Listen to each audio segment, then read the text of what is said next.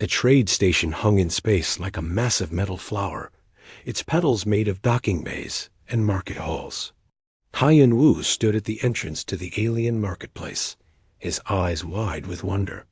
He had been flying merchant ships for 3 years now, but Ville the Prime still amazed him every time. Stay close to the ship.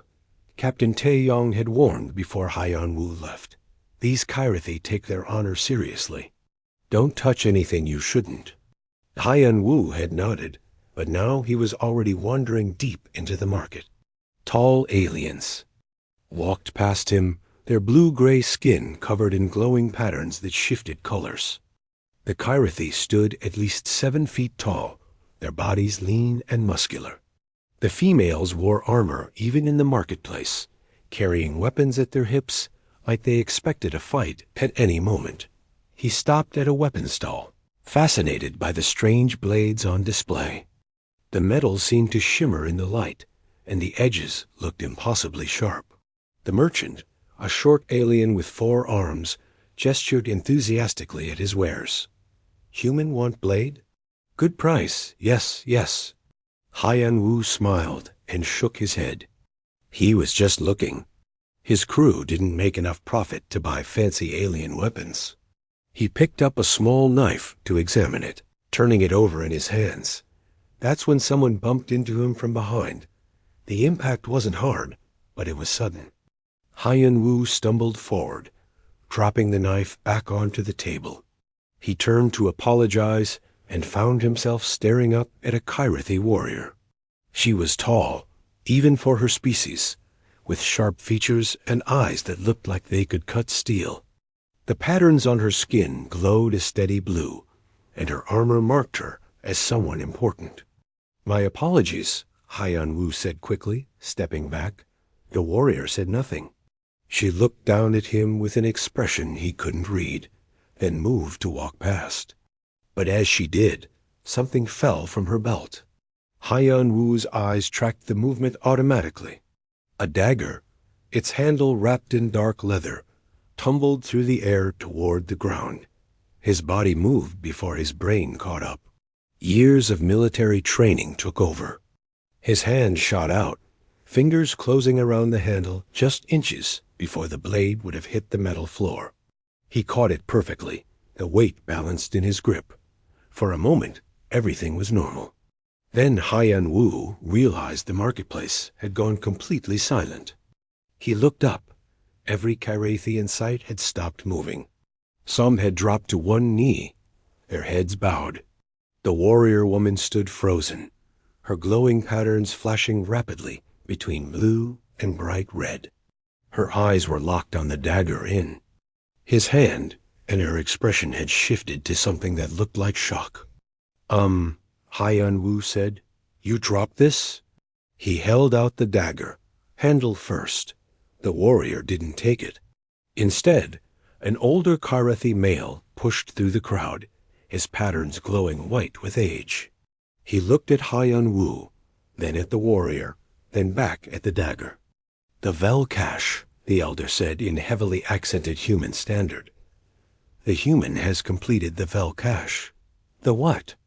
Haiyan Wu asked. The elder's patterns brightened.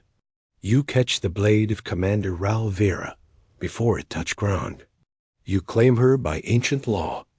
You are bonded now." Haiyan Wu's brain stuttered to a halt. "Bonded? I just caught a falling knife. I was being helpful." "The Velcash is sacred challenge," the elder explained. "When warrior's blade falls, if another catch it before Earth claims it, they prove worthy of bond. You have claimed Commander Ral Vera as your mate." The warrior Ral Vera finally spoke. Her voice was deep and controlled, but Haiyan Wu could hear anger underneath. "This is impossible. Humans do not know our ways. This cannot be valid." "The law does not require knowledge," the elder said firmly. "Only action. The human caught your blade. The Velcash is complete." Haiyan Wu looked around desperately. More Kyrithi had gathered now, forming a circle around them. Some looked excited, others confused, a few angry. He tried to hand the dagger. Back again, but Ralvira stepped back like it was poisonous. "I need to call my captain," Haiyan Wu said weakly. Station security arrived within minutes, not to arrest anyone, but to escort them. Haiyan Wu found himself walking beside Ralvira through corridors that cleared as they passed. She hadn't spoken to him again, hadn't even looked at him. Her pattern stayed locked on that angry red color. Captain Taeyong met them at the docking bay, along with Ji Woo and Su Jin from the crew. Ji Woo's eyes went wide when she saw the Kyrithi escort. Su Jin just looked worried. "What did you do?" Taeyong asked quietly. "I caught a knife," Haiyan Wu said. "I didn't know it was illegal." "Not illegal," the elder Kyrithi said. He had followed them. "Sacred. The human is now bonded to Commander Ralvira by the Vel Kosh. This has not happened in 300 years. Ji Woo pulled out her datapad immediately, her fingers flying across the screen. "I'm looking up Kyrithi bonding customs right now." The station administrator arrived, a nervous-looking alien with too many eyes. "There is a situation," she said, stating the obvious. "Commander Ralvira is a high-ranking military officer. This bonding claim must be handled officially." "There is no claim," Ralvira said coldly. The human acted in ignorance. "The Velcash requires intent." "The law says nothing of intent," the elder countered. "Only completion." They argued in Kyrithi for several minutes, their patterns flashing various colors. Haiyan Wu stood there holding the dagger, feeling like the biggest idiot in the galaxy. He had just wanted to look at the marketplace. Finally, the administrator held up her hands. "Enough. Here is the decision. The human crew will remain on their ship. Commander Ralvira will consult with the Kyrithi High Council. They will determine if the Velcash is valid. Until then, no one leaves the station." "How long will that take?" Taeyong asked. "As long as necessary." The administrator and her security team left. The elder Kyrithi bowed to Ralvira, then to Haiyan Wu, before departing. That left just the human crew and the commander standing on the dock. Ralvira looked at Haiyan Wu directly for the first time since the marketplace. Her eyes were golden, he realized, with vertical pupils like a cat. "You have complicated my life beyond measure, human." "I'm sorry," Haiyan Wu said honestly. "I really didn't know." "Ignorance is not an excuse." She turned to leave, then paused. "What is your name?" Haiyan-Wu, crew member of the Morning Star. "Haiyan Wu," she repeated, like she was testing how it sounded. "I am Commander Ralvira of the Kyrithi Third Fleet. If the Council validates the Velcash, you will face 3 trials to prove your worth. If you fail, you will be executed. If you refuse the trials, I will be exiled in disgrace. Those are your choices." She walked away before he could respond. Her armored boots ringing on the metal floor. Ji-Wu looked up from her data pad, her face pale. "She's not joking about the execution part. I just read the whole law." "Haiyan Wu, what were you thinking?" "I was thinking someone dropped their knife, and I should catch it," he said quietly. "How was I supposed to know? It would mean I accidentally." "Proposed marriage?" Taeyong put a hand on his shoulder. "Well, you've really done it this time. Come on, let's get inside the ship. We need to figure out how to get you out of this alive." They walked into the Morning Star together, and behind them, the station continued its normal business. But Haiyan Wu knew nothing was normal anymore. He looked down at the dagger still in his hand, its blade reflecting the station lights. Such a small thing to cause such massive problems. He had a feeling his life was about to get very complicated. 2 days passed before Ralvira returned to the Morning Star. 2 days of Haiyan Wu pacing the ship's narrow corridors, while Ji Woo researched everything she could find about Kyrithi culture. 2 days of Taeyong making calls to human authorities who had no idea how to help. 2 days of Su Jin quietly preparing medical supplies, just in case. When the commander finally arrived, she came alone. No guards, no escort, just her in full armor standing at the airlock door. Tae-young led her in personally. "Commander, please, come to our meeting room." They gathered around the small table, in what the crew called their conference room, though it was really just the dining area with better lighting. Ralvera sat with perfect posture, her hands folded on the table. Her patterns glowed a calm blue now, not the angry red from before. "The High Council has made their decision," she said without preamble. "The Velkosh is valid. You completed it according to law, regardless of your knowledge." Hyen Wu's stomach dropped. Ji Woo sucked in a breath. Tae-young's expression didn't change, but his hands tightened on the table edge. "However," Ralvera continued, "the bond is not automatic. You must prove yourself worthy through 3 trials. These trials will test your combat ability, your strategic mind, and your intentions. If you succeed in all 3, the bond will be recognized. If you fail any trial, you will be executed for false claiming." "That seems extreme," Sujin said quietly. "It is our law." Ralvera's eyes fixed on Hyen Wu. "There is an alternative.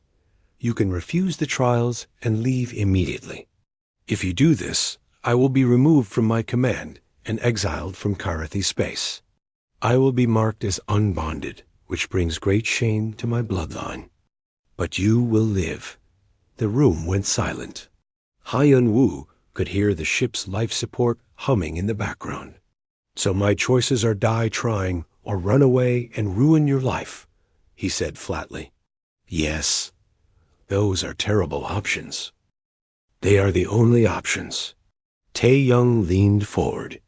"Commander, surely there's another way." Hyen Wu didn't mean to trigger this ritual. "Can't the council show mercy for an honest mistake?" "The Velkash is not a mistake," Ralvera said firmly. "It is the oldest of our bonding traditions. It has not been successfully completed in 3 centuries. To declare it invalid now would question every ancient bonding in our history. The council cannot do this." Ji Woo was reading from her data pad again. "It says here that the trials are meant to be nearly impossible. In the last 5 attempts, all 5 challengers died in the first trial. Hyen Wu, you can't seriously consider this. What happens if I refuse?" Hyen Wu asked, looking at Ralvera. "To you specifically?" She was quiet for a moment. "I will lose everything. My command, my position, my honor. I will be forbidden from serving in the military. My family will be shamed. I will live the rest of my life as an outsider. Because I caught your knife. Because you caught my blade before it fell," she corrected. "The Velkash requires perfection. You achieved it. That is not a small thing."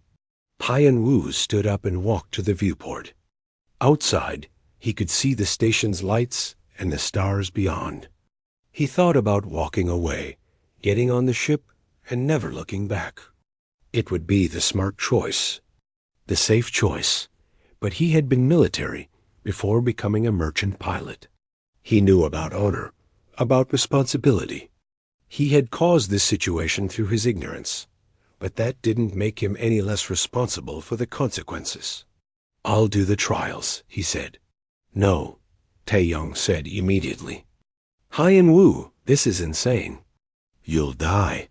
"Maybe, but I can't just walk away and let Commander Ralvera lose everything because I was trying to be helpful. I caused this mess. I should be the one to deal with it." Ji Woo stood up, her chair scraping on the floor. "This isn't fair. You don't owe her anything." "It's not about owing. It's about doing the right thing." He turned to face Ralvera. "You said the trials test combat, strategy, and intentions. I'm not a great fighter, but I'm decent. I can think tactically, and my intentions are honest. Maybe that's enough." Ralvera studied him with those golden cat-like eyes. "You understand you will most likely die. I understand you designed these trials personally, and you're going to make them as hard as possible because you don't want a human husband. For the first time, something that might have been surprise crossed her face. You are correct. I will ensure the trials are at the maximum difficulty our law allows. I do not wish to be bonded to a human I do not know.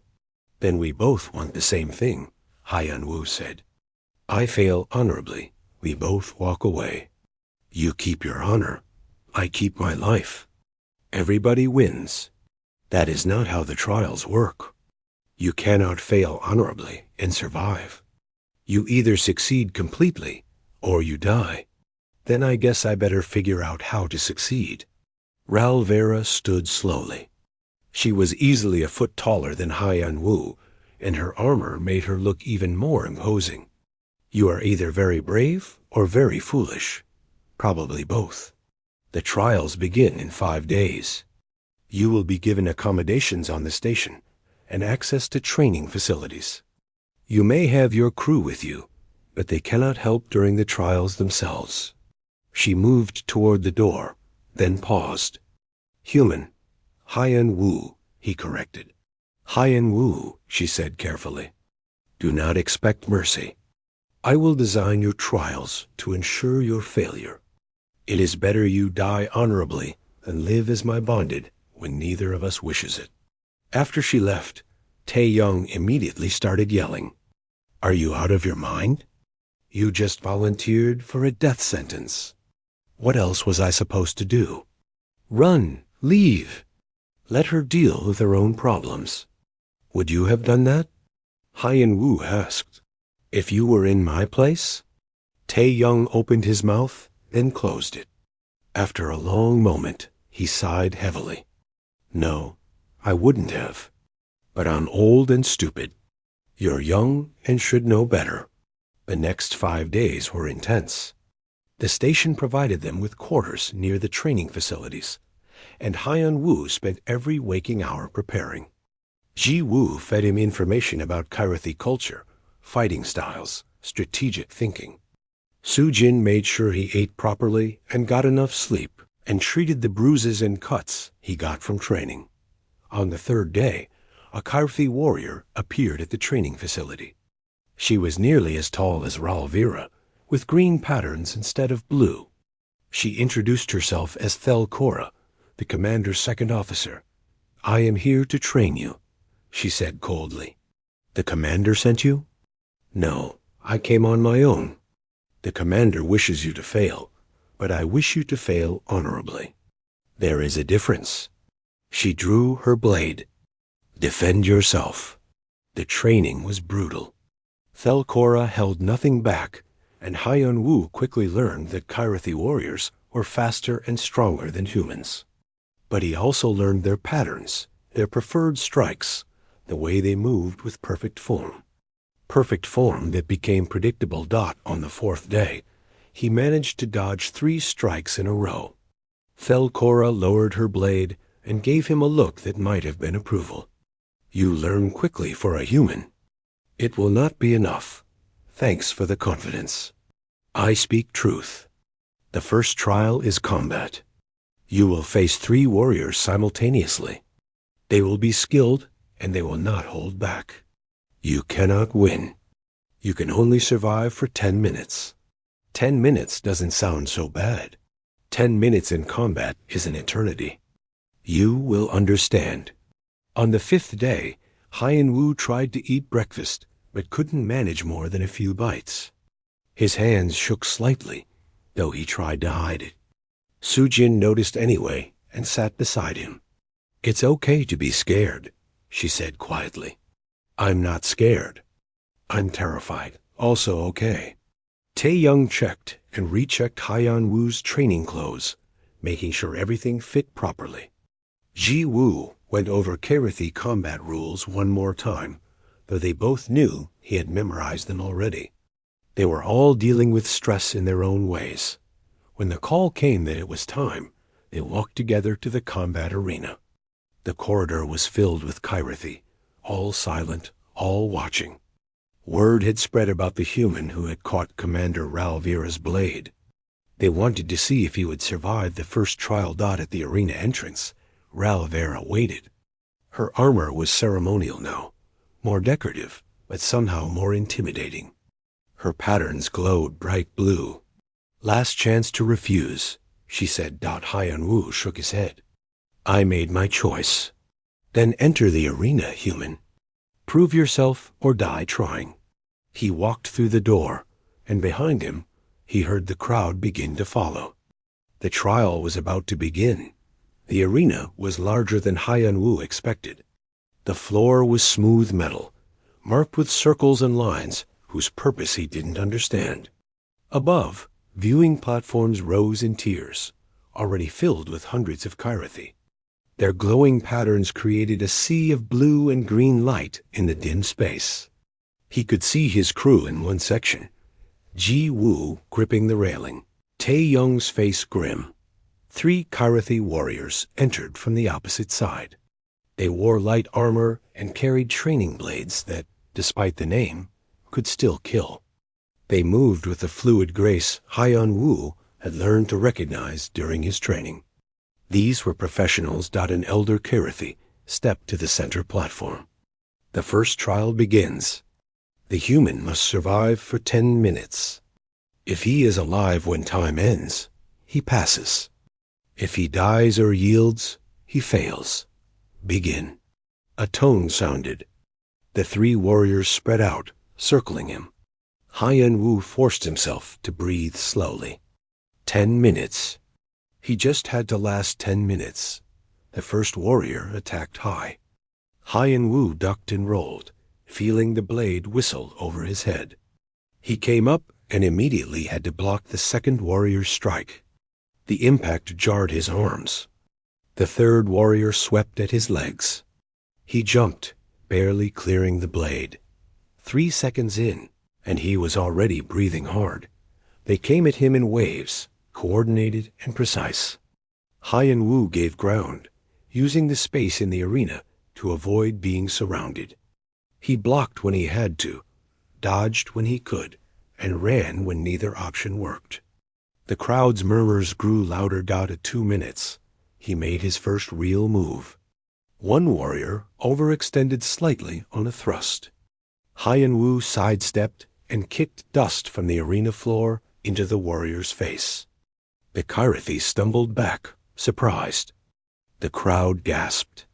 "Dishonorable!" Someone shouted but the elder on the platform said nothing. Fighting dirty wasn't against the rules. Hyan Wu kept moving, kept adapting. He grabbed a piece of torn cloth from his shirt and used it to tangle one warrior's blade for just a moment. He feinted left and went right.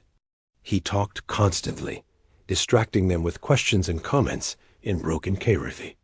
Nothing he did was what they expected. At 5 minutes, the warriors changed tactics.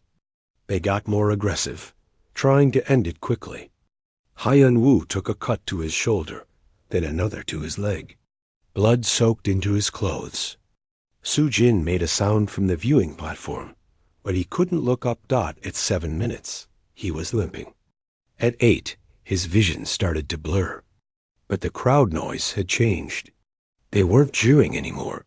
Some were even cheering when he pulled off an especially good dodge. At 9 minutes, one warrior came in hard. Hyan Wu was too tired to dodge properly. Instead, he did something insane. He stepped into the attack, inside the warrior's guard, and used the Kyrathi's own momentum to throw him to the ground. It was a move Thelcora had shown him, not thinking he'd ever be fast enough to use it. The crowd roared. The final seconds ticked away. Hyan Wu stood in the center of the arena, bleeding and exhausted, surrounded by 3 frustrated warriors who had been unable to finish him. When the tone sounded, he collapsed to one knee. The elder's voice rang out. "The human survives. The first trial is past." The arena exploded with noise. Half the crowd was cheering, half seemed angry, but everyone was reacting. Hyan Wu looked up at the command platform where Ralvira stood. Her patterns had shifted to a color he'd never seen before, purple mixed with blue. Her face showed nothing, but her eyes were fixed on him with an intensity that made him shiver despite his exhaustion. Sujin rushed down to treat his wounds while Ji Woo and Tae-young stood guard. As she worked, Hyun-woo heard Kairathy in the crowd arguing about his tactics. He fought without honor. He fought to survive. That is the point. He made 3 warriors look foolish. He made 3 warriors work for their advantage. There is no shame in that. The second trial came 2 days later, after Hyun-woo had rested and healed. This time, there was no physical arena. Instead, he was led to a war chamber filled with holographic displays. Ral Vera was already there, standing beside a control panel. "The second trial tests your strategic mind," the elder announced. "You will command a defensive force. Commander Ral Vera will command an attacking force. The scenario is based on historical battle. You must prevent her from achieving victory conditions. You have 15 minutes to study the parameters." Hyun-woo studied the holographic display carefully. It showed a star system with planets, stations, and defensive platforms. Ral Vera's force was 3 times the size of his. In any normal scenario, he would lose badly, but as he read the parameters, something nagged at him. The scenario felt familiar. He pulled up the historical reference and his eyes widened. This was the Battle of Krelvan, a famous Kairathy victory from 200 years ago. The defenders had fought bravely, but lost. However, Hyun-woo had studied military history as a hobby. He knew this battle from human analysis, not Kairathy records. And human analysts had found something interesting: a tactical option the defenders never used because their honor code prevented it.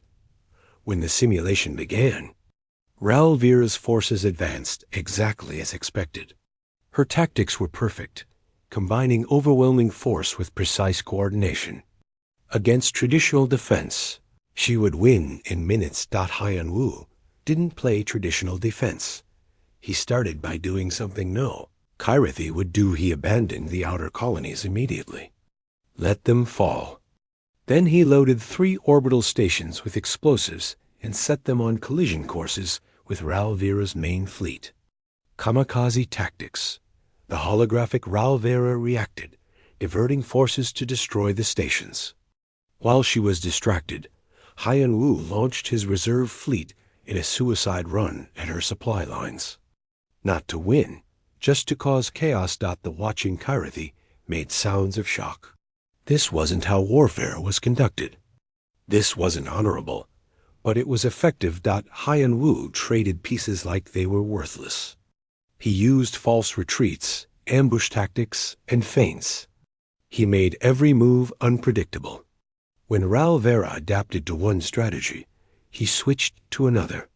He fought like someone who had nothing to lose and everything to gain. Ral Vera's patterns flickered rapidly through different colors as she countered his moves. Her tactics were brilliant, her execution perfect. But perfection required predictability, and Hyun-woo was anything but predictable. The simulation ran for 2 hours, far longer than it should have.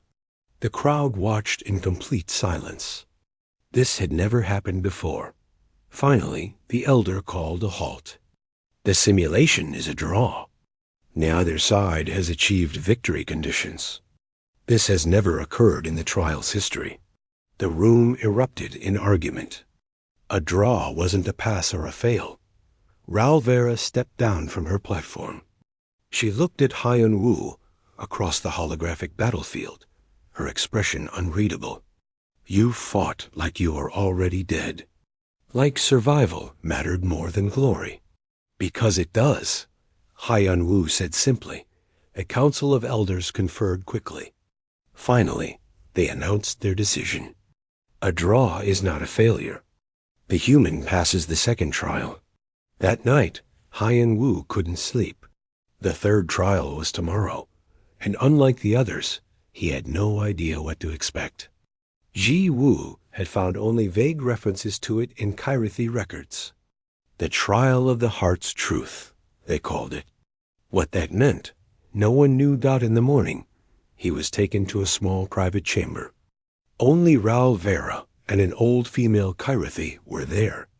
The elder's patterns glowed pure white, and her eyes seemed to look through him rather than at him. "I am Priestess Cora," she said. "The third trial requires no combat, no strategy. Only truth. I will enter your mind and see your intentions. If you harbor deception, hidden malice, or false purpose, you will fail and die. If your intentions are pure, you will pass. Do you consent?" Haiyan Wu's mouth was dry. "Do I have a choice?" "No. Then I consent." The priestess placed her long fingers on his temples. Her patterns flared bright, and suddenly Haiyan Wu felt her presence in his mind. It wasn't painful, but it was deeply uncomfortable, like someone reading his diary while he watched. She sifted through his memories, his thoughts, his feelings. He felt her find his guilt about triggering the Velcash, his respect for Raul Vera, even though she frightened him, his determination to make things right, even at great personal cost. But then she went deeper and found something Haiyan Wu hadn't fully admitted to himself: admiration for the commander, attraction to her strength and honor, a growing curiosity about who she was beneath the warrior exterior. The beginning of something that might become more, given time. The priestess withdrew her hand. She looked at Raul Vera with an expression that might have been surprise. "He speaks truth," she said. "His intentions were never false. He took the trials to spare you dishonor, not to claim you as a prize. But there is more. He has developed genuine feelings for you, Commander. He does not fully understand them himself, but they are real." Raul Vera's patterns flashed through several colors rapidly: blue, purple, red, then a color Haiyan Wu had never seen, almost gold. "That is impossible. I speak only what I find. The human passes the third trial." Haiyan Wu felt his face burning. Having his private feelings announced like that was mortifying. He couldn't look at Raul Vera. The priestess bowed to both of them. "The 3 trials are complete. The human has passed all tests. By ancient law, the Velcash bond is validated.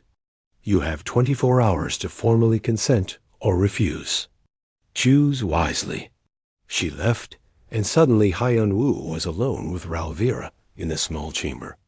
The silence stretched painfully. Finally, he spoke. "I'm sorry. I didn't mean to... I don't expect... I'm just going to stop talking now." Raul Vera stared at him for a long moment. Then she did something unexpected. She laughed. It was short and sharp, but genuine. "You complete the impossible trials, fight like a cornered animal, and now you cannot even speak. Humans are very strange. I get that a lot." She moved to the door, then paused. 24 hours, human. I will have my answer then." Haiyan Wu spent the next day in a state of anxious waiting. He had passed all 3 trials, something that seemed impossible even to him now that it was done. But the hardest part was still coming: Raul Vera's decision. She had 24 hours to choose whether to accept or refuse the bond, and he had no idea what she would say. His crew tried to distract him. Tae Young told stories about his own failed romances across the galaxy. Ji Wu ran through statistical analyses of Kyrithi bonding acceptance rates that meant nothing in this specific situation. Su Jin just made him tea and sat quietly beside him, which somehow helped more than the others. Meanwhile, on the other side of the station, Raul Vera faced her own difficult choice. She sat in her private quarters, staring at the ceremonial dagger that had started everything. Her closest friend and mentor, an old warrior named Hakor, sat across from her. "You are troubled," Hakor said. It wasn't a question. "He should have failed," Raul Vera said quietly. I designed those trials to be impossible for a human. But he showed me something I did not expect. He fights without our sense of honor, without our traditions holding him back. He treats warfare like a practical problem to solve, not a stage for glory. And this bothers you? It fascinates me, she admitted. I have fought for 20 years, hey Kor. I have won great victories. But I have also lost warriors who died for honor when survival was possible. Watching him in that combat trial, using every dirty trick he could think of, part of me was offended. Another part wondered how many of my warriors would still be alive if they thought like that. The human is changing how you see things. That is what frightens me most. Hey, Kor was silent for a moment. You have always put duty above all else. But duty to what? To tradition? Or to your people's future? Perhaps this human comes at the right time, even if it seems wrong. Before Ral Vera could answer, an urgent communication came through. There had been an explosion in the station's human quarter. Casualties were reported. She and Hakor rushed to the scene immediately. The damage was extensive. A cargo area had been destroyed, and several human traders were injured. Station security was already investigating, but something felt wrong to Ral Vera. The explosion happened too close to where Hyan Wu's crew was housed. Too convenient. She found Thelcora examining blast patterns. Her second officer looked up grimly. Commander, this was no accident. Someone planted explosives. And based on the timing, I believe the target was the human who completed the Vel cache. Hyan Wu? Who would target him? Thelcora hesitated. I have heard whispers, Commander. There is a group among our people who believe the Vel cache bond with a human brings shame to all Karathi. They are led by War Matron Drelkor. She has been speaking against you, saying you have grown weak. Ral Vera's patterns flashed red. Drelkor has always been a traditionalist. But to attempt murder? She believes she is protecting Karathi honor. She has followers who agree. This is not honor. This is cowardice. Ral Vera activated her communicator. Secure the Morning Star. Full guard detail. No one gets close to that ship. But even as she gave the order, she knew it wasn't enough. If someone wanted Hyan Wu dead badly enough, they would find a way.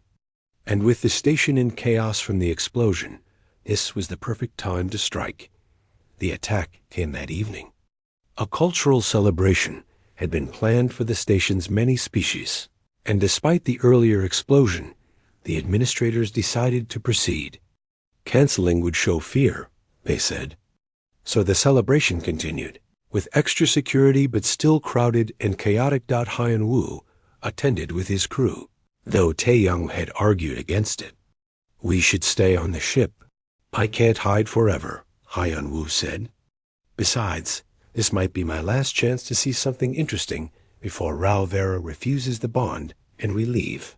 They kept to the edges of the main celebration hall, watching alien species dance and share food. It was beautiful in a strange way, all these different peoples mixing peacefully. Ji Wu was fascinated by everything, recording notes on her datapad. Su Jin tried various alien foods cautiously. Hyan Wu needed to use the restroom and excused himself. The facilities were down a side corridor, away from the celebration noise. He was washing his hands when the lights flickered. Then they went out completely. Emergency lighting kicked in after a moment, casting everything in red. Hyan Wu stepped into the corridor and found it empty. Too empty. His military instincts screamed danger. 3 Karathi emerged from the shadows. They weren't wearing uniforms, but they moved like warriors. And they were carrying real blades, not training weapons. The human who shamas us, one said in heavily accented standard. You will die tonight. Hyan Wu ran. He wasn't proud of it, but 3 trained warriors with real weapons was a fight he couldn't win. He sprinted down the corridor, hearing their footsteps pounding behind him. They were faster than him. He couldn't outrun them for long. He ducked into a maintenance area, hoping to lose them in the tight spaces. The corridors here were narrow, filled with pipes and machinery. The red emergency lighting made everything look like a nightmare. They cornered him in a dead end. Hyan Wu grabbed a pipe wrench from a toolkit, knowing it was useless against blades, but needing something.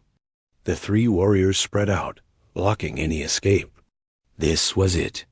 He was going to die in a maintenance corridor on an alien space station because he caught a falling knife. The lead warrior raised his blade. Your death will send a message. Humans are not worthy of Kyrathi bonds. Stop. Everyone turned. Ralvera stood at the corridor entrance, her own blade drawn. Her patterns blazed bright red with fury. Put down your weapons, now.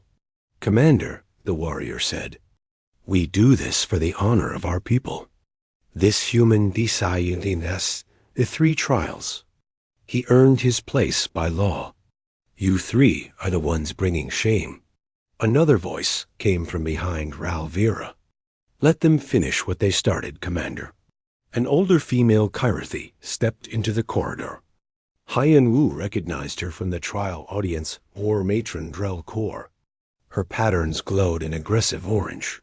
Drelkor, Ralvera said coldly, you are behind this. I am protecting our traditions. You have forgotten what it means to be Kyrathi. You would bond with a weak human who fights without honor, who thinks like a scavenger instead of a warrior. He survived my trials. That is all the proof needed. Your trials proved only that you have grown soft. Drelkor drew her own blade. Step aside or be counted among the traitors. Ralvera moved to stand beside Hyan Wu instead.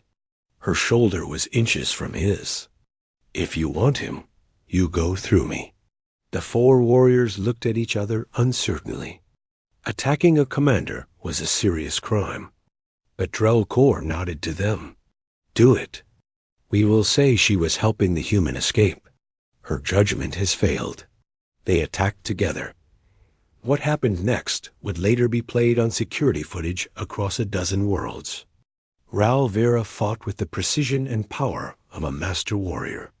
But Hyan Wu, injured and armed only with a pipe wrench, fought like a desperate animal. Where she was elegant, he was chaotic. Where she followed forms, he made up moves on the spot. Somehow, impossibly, they worked together. When a warrior ducked under her high strike, he hit them low. When he was off balance, she covered his weak side. They moved without planning, without practice, but their styles so different complemented each other perfectly. One warrior went down when Ralvera's blade found his leg. Another fell when Hyan Wu threw his wrench at exactly the right moment, distracting them for Ralvera's finishing strike. The third tried to run and was stopped by station security, who had finally arrived. That left Drelkor. She was older, but clearly skilled, her blade moving in complex patterns. Ralvera engaged her directly, while Hyan Wu circled, looking for an opening. The fight was fast and brutal. Then Hyan Wu saw it. Drelkor was focused entirely on Ralvera, watching for the commander's next move. She never saw Hyan Wu dive low, sweeping her legs. The old warrior fell, and Ralvera's blade was at her throat before she could recover. Yield, Ralvera commanded. DRL-KOR spat on the ground, but dropped her weapon. Security moved in to arrest her and the other conspirators. Only after they were gone did Ralvera turn to Hyan Wu. You are injured. He looked down and saw blood soaking through his shirt. He hadn't even felt the cut during the fight. I've had worse. Recently, actually. You protected me. You saw the strike I missed and threw yourself in the way. You were protecting me first. Seemed only fair. Ralvera stared at him with those golden eyes. Her patterns had shifted to that strange gold color again, the one he'd only seen once before. You moved with me in that fight like we had trained together for years. That should not be possible.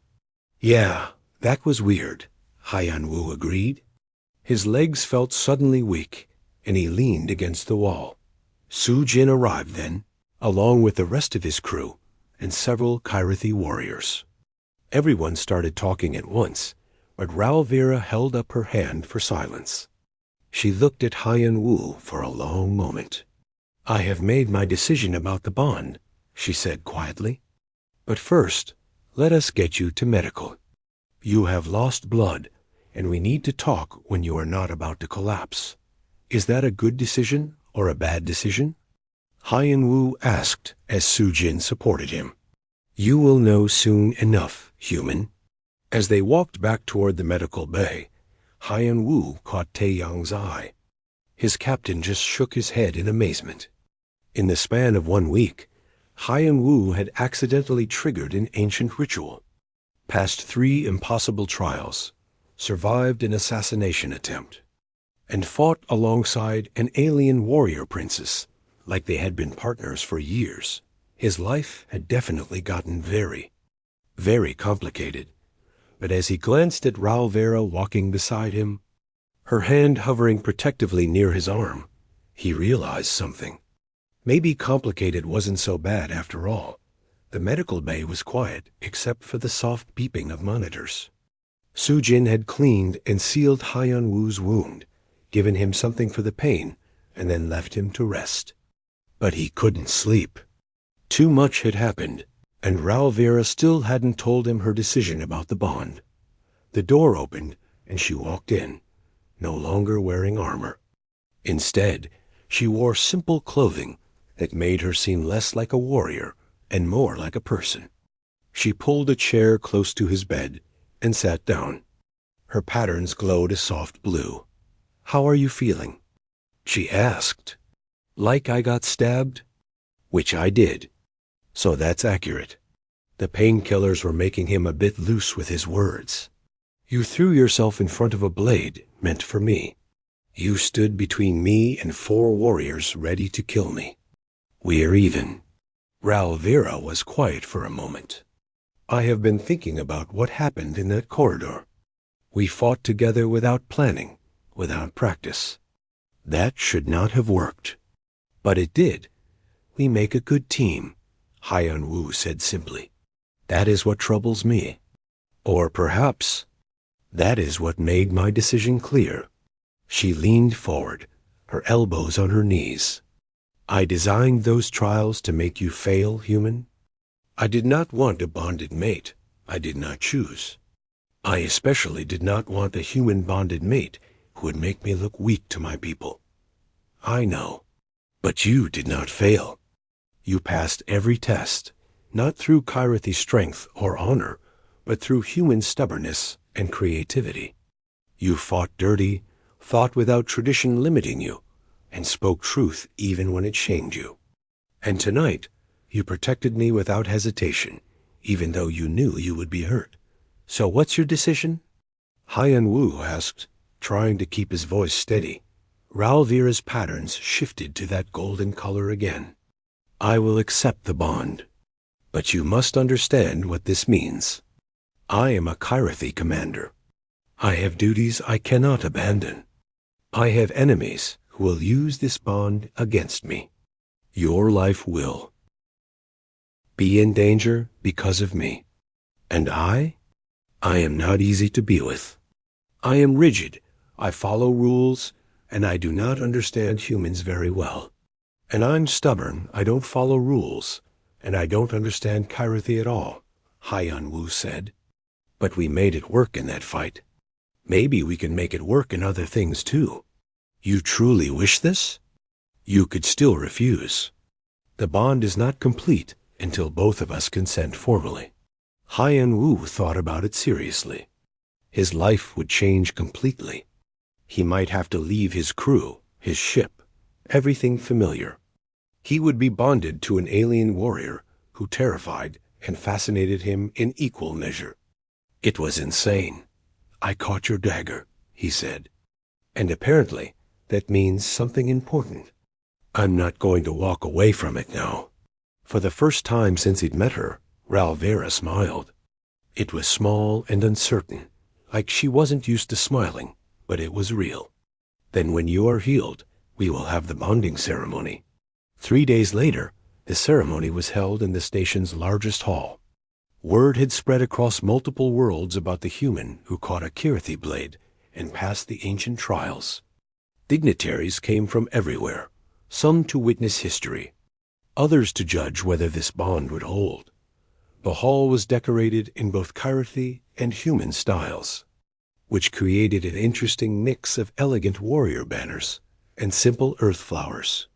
Gawu had worked with Kirathi, cultural advisors, to make sure nothing was accidentally offensive. Hyan Wu stood at one end of the hall, wearing formal clothes that his crew had somehow found on short notice. Tae Young stood beside him as his witness, the old captain looking uncomfortable in anything fancier than his usual work clothes. "Last chance to run," Tae Young whispered. "If I run now, after everything, I'll never forgive myself." "Good answer." The music started, a deep thrumming sound made by Kirathi instruments. Ralvera entered from the other side of the hall. She wore ceremonial armor that gleamed like starlight, with her family's patterns etched into every surface. Her own bioluminescent patterns glowed bright gold, and her eyes found Hyan Wu's across the distance. They walked toward each other, meeting in the center. An elder Kirathi, the same priestess from the third trial, stood ready to conduct the ceremony. "We gather for the bonding of Commander Ralvera and human Hyan Wu," she announced. This bond was formed through the ancient Vel-Cache, tested through 3 trials, and proven in blood. "Does the commander accept this bond?" "I accept," Ralvera said clearly, her voice carrying through the hall. "Does the human accept this bond?" "I accept," Hyan Wu said, hoping his voice didn't shake. "Then speak the bonding words." Ralvera began in Kirathi, the traditional words that stretched back thousands of years. Then she switched to Korean, reading from a small card that Chi Wu had prepared. Her pronunciation was terrible, but the effort made Hyan Wu's chest tight. She promised to stand beside him, to share strength in battle and peace in calm, to honor him as he was. When it was Hyan Wu's turn, he spoke first in Korean, then switched to Kirathi. He had practiced for days with help from Thelcora, learning the proper words. He stumbled a few times, and once completely forgot what came next, but Ralvera quietly prompted him. The watching crowd seemed to appreciate his effort despite the mistakes. Finally, the priestess held up the dagger, the one that started everything. This blade fell. This blade was caught. Now this blade seals the bond. Take it together. Hyan Wu and Ralvera each placed a hand on the dagger's handle. The metal felt warm under his fingers. "The bond is sealed," the priestess announced. "Let no one question what the Vel-Cache has joined." The hall erupted in sounds from a dozen different species. Kirathi hummed deep in their chests, the traditional sign of approval. Humans clapped and cheered. Other aliens made their own species-specific celebration noises. It was chaos, but good chaos. Ralvera leaned close to Hyan Wu. "We have done it. We are bonded now. How do you feel?" he asked. "Terrified," she admitted. "Also ... pleased. This is very confusing. Welcome to being human. We're confused most of the time." The celebration afterwards was massive. Food from multiple worlds, music from multiple cultures, and dancing that ranged from elegant to completely bizarre. Hyan Wu's crew mingled with Kirathi warriors, and while there were awkward moments, there was also laughter and genuine connection. Thelcora approached Hyan Wu during a quiet moment. "You have proven yourself human. I did not believe you would survive the first trial. I am pleased to have been wrong. Thanks for training me. I wouldn't have made it without your help. The commander chose well. even if she did not know she was choosing. Thelcora paused. You will need to continue training. Being bonded to a commander means you may face challenges. Other warriors will test you to see if you are worthy. More trials? No, just Kyrathi politics. It can be more dangerous than trials. Over the next few weeks, reality set in. The ceremony was over, but life had to continue. Ral Vera couldn't leave her military duties, and Haiyan Wu couldn't abandon his crew. They needed to figure out how to make this work practically. The solution came during a meeting with both groups. Haykor represented the Kyrathi military, and Taeyong spoke for the Morning Star crew. The commander could be transferred to patrol duties in this sector, Haykor suggested. It would keep her near the trade routes. And Haiyan Wu could split his time, Taeyong added. 6 months with us running merchant routes, 6 months with the Kyrathi fleet. It's not traditional, but nothing about this situation is traditional. Ral Vera and Haiyan Wu looked at each other. It could work, she said slowly, if you are willing to serve aboard my ship. The crew may not welcome you at first. When has anyone welcomed me at first? Haiyan Wu asked. I'll win them over, eventually. They tried the arrangement. The first month was difficult. Haiyan Wu moved aboard the Velkaren's Pride, Ral Vera's flagship, and immediately felt out of place. The Kyrathi crew was professional but cold. They didn't understand why their commander had bonded with a human, and they weren't shy about their doubts. But slowly, things changed. When a malfunction threatened the ship's navigation, Haiyan Wu suggested a fix that the Kyrathi engineers hadn't considered, a human approach that ignored proper procedure but worked. When a diplomatic situation got tense, he offered a perspective that helped Ral Vera see options she had missed. And when pirates attacked a civilian station, Haiyan Wu's presence on the bridge provided something unexpected. Ral Vera had been ready to follow protocol respond only if ordered, as their mission didn't include rescue operations. But Haiyan Wu spoke up. Captain, he said formally, using her title in front of the crew. Humans have a saying. Honor is what you do when no one's watching and nothing's making you. Ral Vera looked at him, then at her crew, then at the tactical display showing the station under attack. She made her decision. Helm, change course. We're going to help them. Her second officer looked surprised, but didn't question the order. Yes, Commander. The rescue succeeded. They drove off the pirates and saved over 1,000 lives.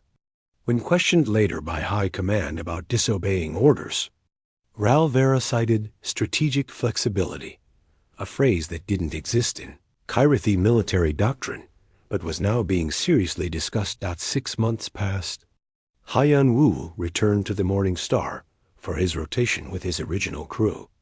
They bombarded him with questions about life on a Kyrathi warship, and he answered honestly. It was hard, often lonely, and he missed them terribly. But it was also amazing. He was seeing parts of the galaxy he never would have otherwise, learning things about Kyrathi culture that few humans knew. And he was with Ral Vera.